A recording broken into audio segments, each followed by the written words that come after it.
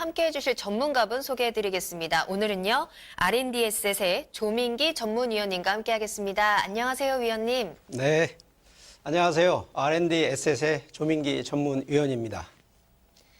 네. 자, 문재인 정부가 6.19 대책을 시작으로 계속해서 부동산 대책을 내세우고 있습니다. 그중에 8.2 대책 그리고 9.13 대책이 가장 대표적인 부동산 대책으로 꼽히고 있는데요. 자, 오늘 조민기 위원님께서 주택시장 안정 대책에 대해서 알려주신다고요. 네, 그렇습니다.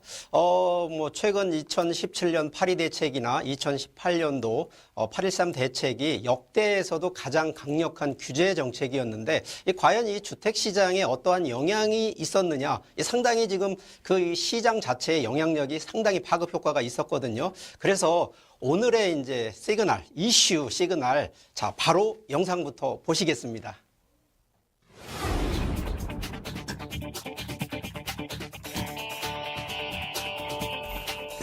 2017년 5월 문재인 정부가 출범한 이후 가장 많은 주목을 받았던 경제정책은 부동산이었습니다.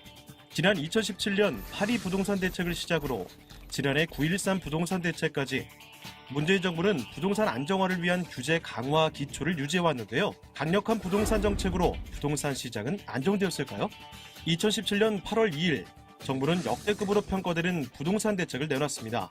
세금, 대출, 재건축, 재개발, 청약 등 19개의 규제를 망라하는 8.2 부동산 대책인데요. 그로부터 약 1년 후 2018년 9월 13일 9.13 부동산 대책이 발표되었는데요.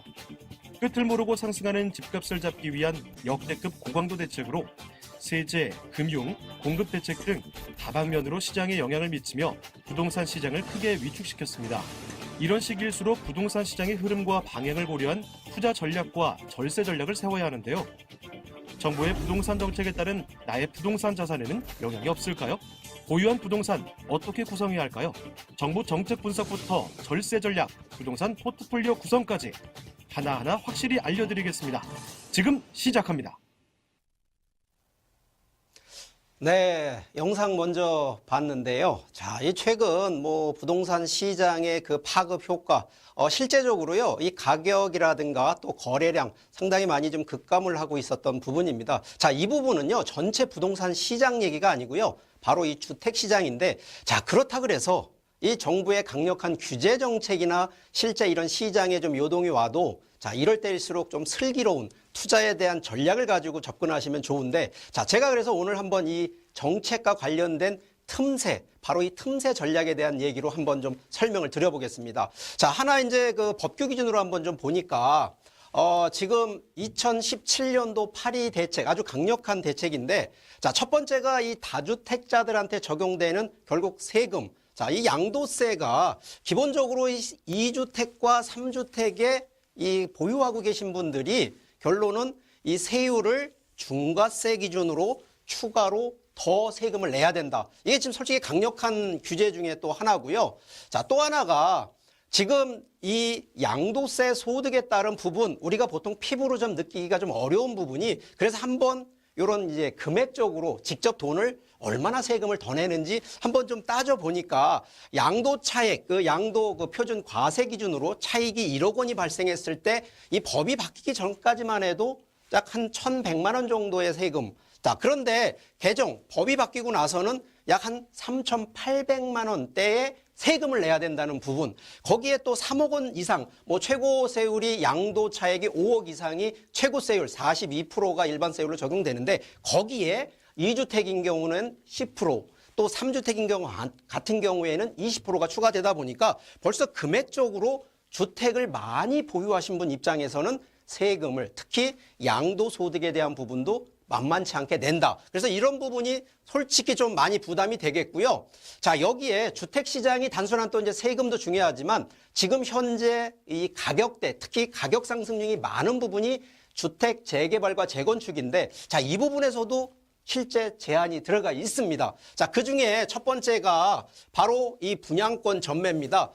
불과 이 법이 통과되기 전까지만 해도요, 우리가 보통 민법상에 이 채권과 물권이라는 게 되는데 바로 이 권자, 분양권, 입주권, 이 권자가 붙은 것은 물권이 아니고 채권입니다. 말 그대로 종이 조각. 결국은 계약서 하나 가지고 되는 권리를 사고 팔고 하다 보니까 실제 물권은 우리나라는 등기제다 보니까 소유권 기준으로 등기를 해야 되는데 자, 이 분양권이나 입주권 같은 경우에는 물권이 아니다 보니까 바로 권리를 하다 보면 프리미엄이 발생하는데 국가에다 신고를 안 하니까 결론적으로 실제 소득을 그냥 다 투자하신 분이 다 가져가는데 자, 지금은 법이 바뀌어가지고요. 자, 분양권도 이제 실거래 신고하셔야 되고요. 동시에 분양권도 전매 제한, 함부로 이제는 못 팔게 되어 있습니다. 중간에 분양권 받았다 그래서 한 달 뒤에 가격 올랐다. 차익, 시세 차익 안 됩니다. 지금은요. 자, 조합 설립, 사업 시행 인가, 관리 처분, 착공, 준공될 때까지도요. 자, 이 분양권 자체가 지금은 사업의 일련의 그 과정을 다 끝났을 때만 매도할 수 있는, 결과적으로 분양권, 이 채권 가지고는 전매 제한 못한다. 이런 얘기로 좀 일단 또 말씀을 드리겠고요. 자, 또 하나가 지금 현재 기준으로 이제 정비 사업이라고 하는 이 재개발과 재건축이 동시에 들어갑니다. 자, 그런데 자, 분양권 분명히 법이 바뀌기 전까지만 해도요. 하나를 사던 두 개를 사던 세 개를 사던 문제가 없었습니다. 자, 그런데 지금 정비 사업, 재개발과 재건축으로 하셨을 때 자, 조건이요. 5년 내에 한 개 이상의 분양권을 못 받게 돼 있습니다. 결국은 이것은요. 5년 안 동안에는요. 하나만 당첨, 분양권을 받을 수 있다는 얘기거든요. 자, 그러면 예를 들어서 지금 내가 재개발에 하나 들어가 있고 또 재건축에 하나 들어가 있다라고 하면 결론적으로 두 개가 동시에 분양권이 5년 안에 같이 들어가 있으면 하나는 받을 수 없다라는 게 결론입니다. 결과적으로 그래서 지금 재개발이라든가 재건축에 두세 개 투자하신 분들 자, 이거 꼭 감안을 하고 계셔야 된다는 얘기를 드리니까 이 부분도 좀 염두에 두시라는 얘기 좀 드리고요. 자, 지금 또 하나 이제 보셔야 되는 것이 자, 지난해 2018년도 기준까지는 적용이 안 됐는데 자, 금년 2019년도에 적용되는 것이 하나가 뭐냐? 바로 이 세금 중에 이 종부세라는 것이 있습니다.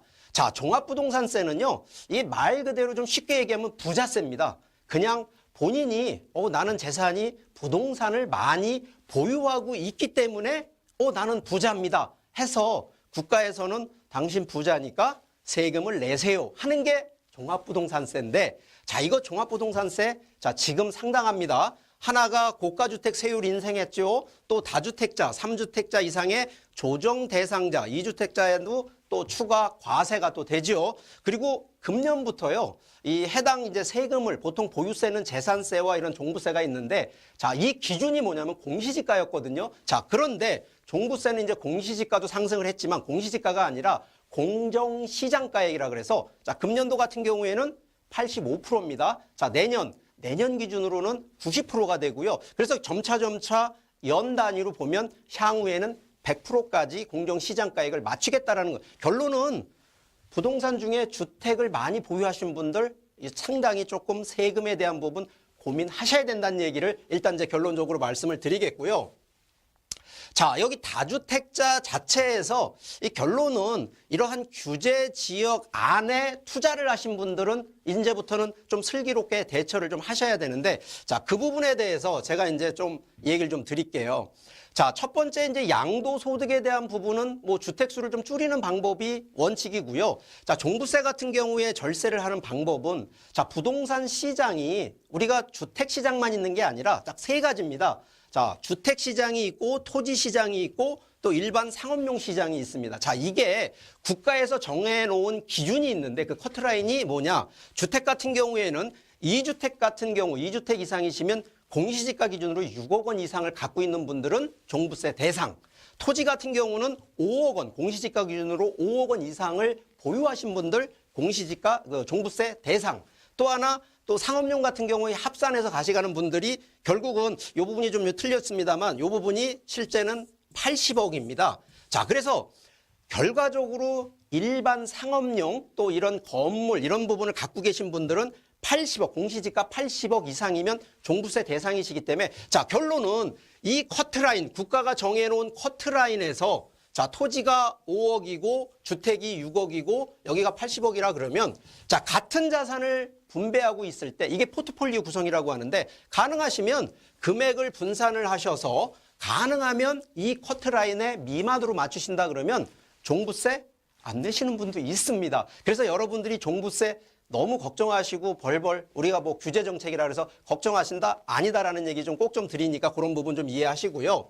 자, 그래서 좀 하나 이제 좀 사례로 한번 좀 설명을 좀 드려볼까 합니다. 첫 번째가요. 자, 이렇게 자산을 갖고 있는 분이 있습니다. 자, 대부분 보면 주택을 갖고 있고 토지를 또 하나 갖고 계신 분인데, 자, 이분 결국은 주택 상품의 한 곳에 조금 모여 있는 부분인데, 자, 이거를 좀 분산 투자, 좀 포트폴리오를 만들자. 그래서 하나는 차익으로도 가면서도 세금 폭탄을 피해보자라는 전략인데, 자, 이 부분 제한, 첫 번째 제한은요. 일단 갖고 계신 주택 중에 그래도 유망하고 차익이 많이 나는 걸 버리라고 갈아타라고 하면 안 되지 않습니까? 그래서 노량진과 대방동은 그대로 갖고 계시란 얘기 드리고, 신길과 이제 토지 같은 경우를 매도하는 전략으로 놓고 봤을 때, 자, 이런 경우에는 지금은 주택 쪽으로 들어가는 것이 아니라 오히려 상업용 쪽으로 해서, 상업용이면 주로 상가와 오피스텔 기준으로 들어가시면 되는데, 자, 중요한 건 자금입니다. 결국은 여기서 만들어내는 자금을 가지고 보통은 이제 상가 같은 경우는 큰 금액으로 가는 게 아니라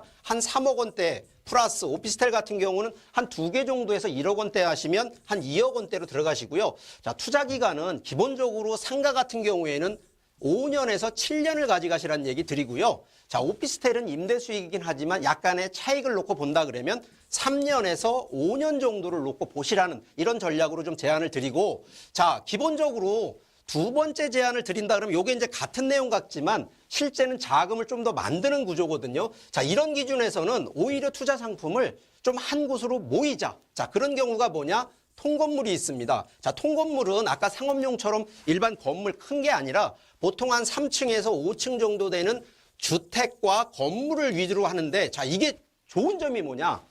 상가, 상업용이 있어서 좋은 게 아니고요. 주택이 이거를 1주택으로 가능성이 있기 때문에 1주택은 비과세를 받거든요. 그래서 이런 부분으로 놓고 보는데, 자, 통건물 규모가 있습니다. 그래서 실투자금 기준으로 여기서 자금을 빼낸다 그러면 최소 단위가 여기는 8억에서 한 10억 정도의 자금을 갖고 가야 되는데, 자, 여기 이 투자 상품은 두 가지입니다. 하나는 시세 차익도 보시고요. 하나는 임대 수익으로 해서 두 마리 토끼를 잡는 부분이다 보니까, 자, 이거 투자 기간 짧게 갈 수 없습니다. 최소 이거는 7년에서 10년 정도를, 그러면 7년, 10년을 임대 수익을 1차 목표로 가져가고요. 좀 더 중장기적으로 시세 차익을 몰고 가는 이런 전략으로 준비를 하신다 그러면 아마 지금 이런 부동산 보유하고 계신 분들 입장에서는 포트폴리오 그리고 세금을 조금 더 줄이면서 지금 현재 정부에서 하고 있는 규제 정책에서 틈새로 들어갈 수 있는 이런 전략이 있으니까 우리 시청자분들 이렇게 또 보유하고 계신 분들 뭐 저희한테 전화를 좀 많이 주시면 이런 포트폴리오에 대한 또 이런 상담까지 해드리도록 하겠습니다. 네, 부동산 투자의 정확한 정답이란 없습니다. 하지만 방향성을 잃지 않는다라는 차원에서 포트폴리오 구성 굉장히 중요할 것 같은데요. 자, 부동산에 투자에 관심 있으신 분들 꼭 포트폴리오 구성을 하시고 투자에 참석하시길 바라겠습니다. 또 전문가와 함께 한다면 더 든든한 포트폴리오를 만들어 나갈 수 있겠죠. 조민기 위원님을 직접 만나보시고 강의와 상담도 받아보시면 더 좋을 것 같은데요.